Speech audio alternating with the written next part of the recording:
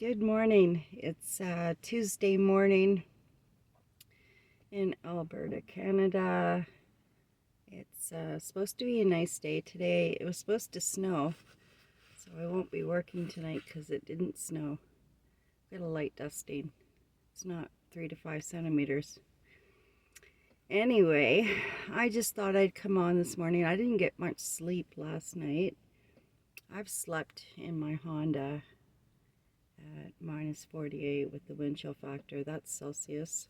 Sorry, I don't know what it is in Fahrenheit. I could look it up for the next time. Um, but I usually have to get up in the night to use the washroom, and I tell you, it's pretty cold. This van that I've got now it's an 89, so it takes a lot longer to warm up. And so I had to put on my Mr. Buddy heater. In the Honda, because I had my stuff in it, and then Wilson was so big, I was sleeping on the back seats. It was 3 row seating, so I had the third row down for him, and I would sleep on the second row seats that were folded down. I didn't want to take them out because I was um, in the process of deciding if I needed to switch vehicles out, um, one for financial purposes as well. And so I could just jump in the front, start it, and it warmed up a lot faster. Mind you, without a heat source in your vehicle, for anyone that's thinking about doing this, if you don't have the area or you do have a pet in there that's taking up a lot of space and it's not a safe idea to start up a Mr. Buddy heater because of the small spaces that you have. I went through probably up to $600 in a month in fuel trying to keep myself warm on those really cold days. Because where I'm living, your normal day in the wintertime, mind you, we had a really good winter, but normally it would be in the minus 20s to 30s, and with the wind chill factor, it could bring it up quite a bit more than that. So I just thought I'd pass that on to people because I knew what I was getting into. I'm not saying that I'm tough. It was just something that I had to do, and I have a really good sleeping blanket and a really awesome warm fleecy blanket. So, and Wilson would also crawl up in the seat with me, and he gets in my sleeping bag. His legs are hanging off, and I'm squished up against the back seats, but it worked. It was fine. So I wanted to come on today and kind of maybe give an idea to why I became a nomad. Years ago, I started following people that were living the nomad life, and my daughter was ready to move out. I'm older, so I've done my due diligence in raising my kids. And I have a bad back. I've had it since I was younger. And as, of course, you get older, things start falling out a little bit more, and um, things hurt more. And so when she moved out, we decided, because I looked around for a smaller place to rent, and um, everything that I was looking for with my dog just was way too expensive. So, and even now, like this is years later, it's atrocious out there. So I had a truck, so I purchased a camper. It was actually a fiberglass shell that a lot of plumbers and electricians put on the back of their trucks with the double doors. So I was able to stand up. It was 6 feet wide, 6 feet long, and then I had the overhang of 3 feet. Um, but the floor space was only 4 feet wide, and then you had a ledge. And I had a wood stove in it, and we did camping from November to April when I go back to street sweeping, and then we just kind of hung out for a little bit. But I ended up having an accident with Wilson. We were out, and we were way out, and we were out for a walk, and he saw a rabbit. And it was still when he was quite a puppy, but he was still pretty big. he has no recall. I've done everything I possibly could to try to train this dog for recall. He just has no recall. He's stubborn. I don't know if it's the Great Pyrenees. I don't think it's the Burmese mountain in him. I think it's more the Great Pyrenees. But so I had him on a leash, and he saw this rabbit, and he went, and I went like a flag at the end of a pole, just flapping in the wind. And he ripped out my shoulder. I had a concussion, and he broke my wrist. He broke my wrist so bad that it was hanging literally by tendons, just hanging. And it took me 3 hours to get to a hospital. I had to pack up, get him in, and then drive to a hospital. And I ended up having 2 surgeries on my wrist. And my kids weren't too impressed with that. They really don't understand the nomad life anyway, so it's okay. I'm stubborn. So I ended up moving in to Sticks and Bricks, and I only had a few months before I was going to start work anyway. So I thought, well, it'll be fine. We'll just stay here and figure things out next fall. So I ended up selling my canopy and picking up a vehicle after I sold my truck too. Gas was starting to go up, and I thought, I can't afford everything, the high prices and the fuel and the truck payment and rent and bills and food. So I thought, I felt like so much that I was wasting money every time I paid my rent. It was so much money. And when I was living in my truck, I just felt a burden lifted off. It was so much, I felt so much freer, so much more independent. And the burden returned when I went into Sticks and Bricks. So as the summer went on, Wilson was in daycare. Now, if I'm living in a vehicle or not, Wilson goes to daycare when I work.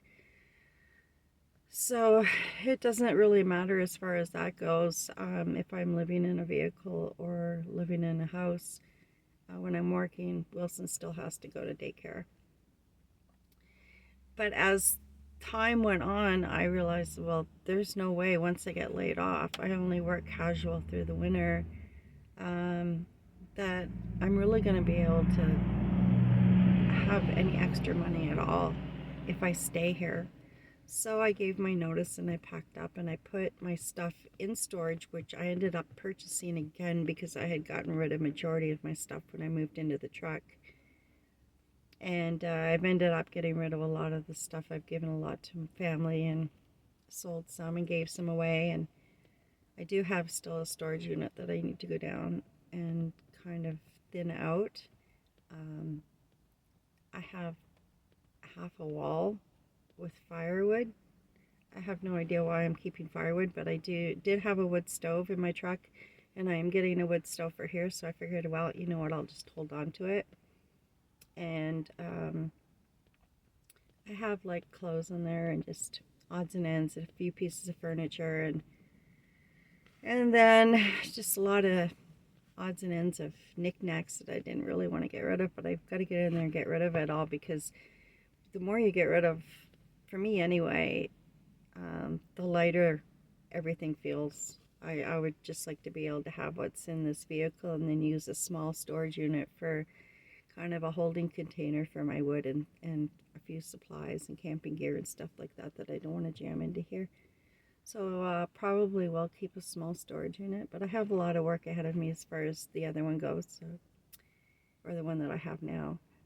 But getting back to why I decided to go into living in a vehicle again is because I basically, on my own at my age, I'm just too tired of watching every lesson that I have go to everybody else, and then I barely have enough money for food. So I thought, well, okay, well, I'll just live in my Honda and we'll see how that goes. And things just were not working out with that vehicle for many, many reasons. And so I decided that I would look for something that was bigger and more financially reasonable for my budget in the wintertime.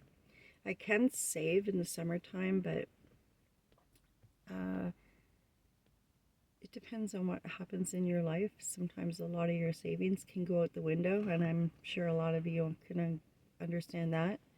You seem to save up money, and then something happens, and half of it's gone, or majority of it's gone, and well, that's what happens. So we're getting by.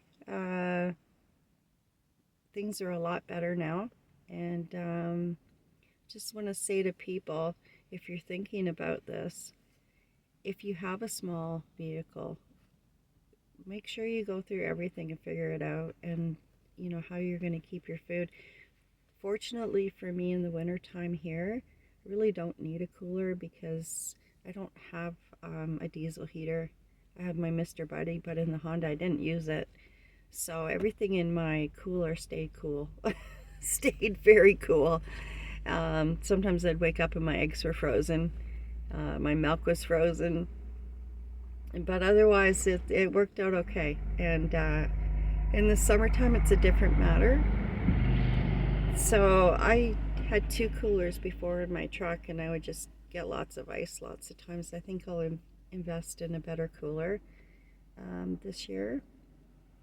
And then as far as your heat goes, that's the big one right there. You need to know that if you can have a heat source in it, if you have a vehicle that is smaller and you've got a lot of stuff in it, you've got to have a special place just for that Mr. Buddy or your diesel heat or whatever. Like I said, with me, with Wilson, he's big, so I didn't want to chance him getting burned or catching the vehicle on fire, so we didn't use it. So I went through a lot of fuel, and at the prices these days, I don't think I would have gone through as much money on fuel if the prices weren't as high, but I did.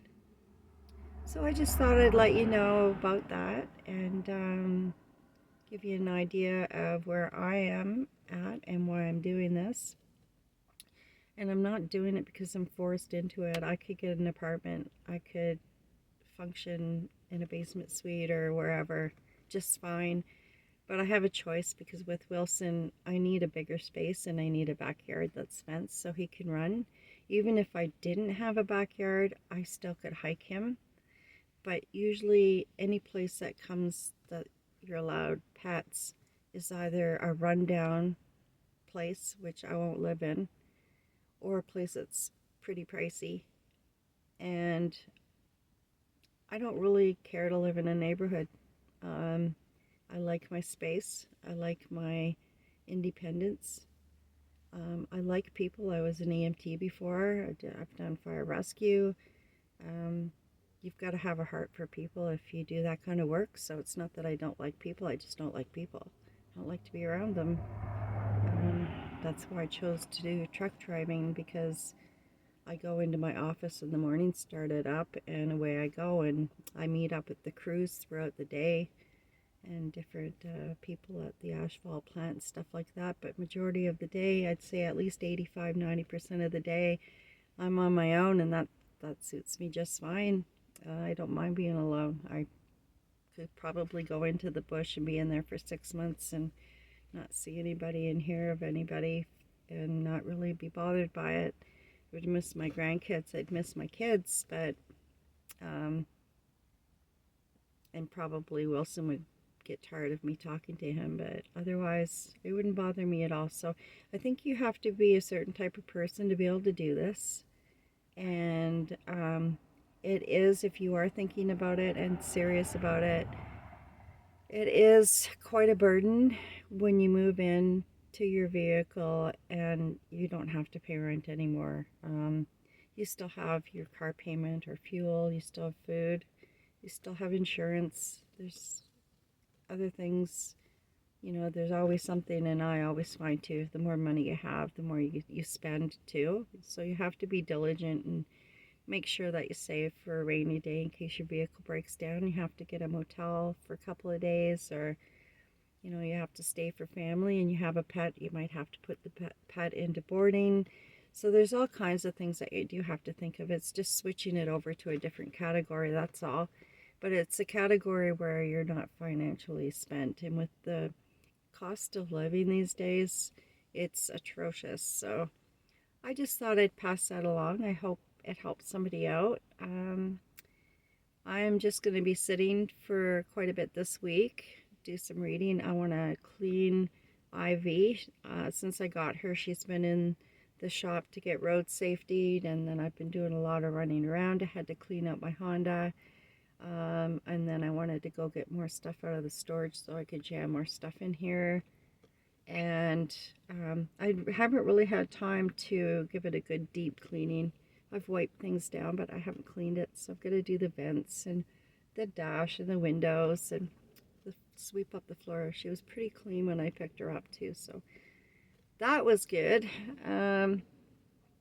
But yeah, and I like to read, so I'll be doing some reading. This week I get rid of the bench seats, so I'll be looking forward to that, and then taking apart that box in the back. And then we're on the hard floor. That's going to be extremely cold, because I know when I get up in the night, when I touch that floor, it's like walking on a cube of ice. It's absolutely freezing. So we're going to have to get some kind of flooring down. But like I said, I'm on employment insurance right now. I do work casually. I can't hold down another job. I have to work specific jobs because of my back and my shoulder now and my wrist, so I can't lift.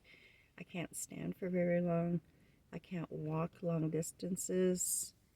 And so my jobs are limited, and I'm getting older anyway, so it's fine with the job that I have. I'm fine. I would like to work throughout the winter, so if anyone can offer me a job where I'm going to be sitting in my truck all day, that would be great.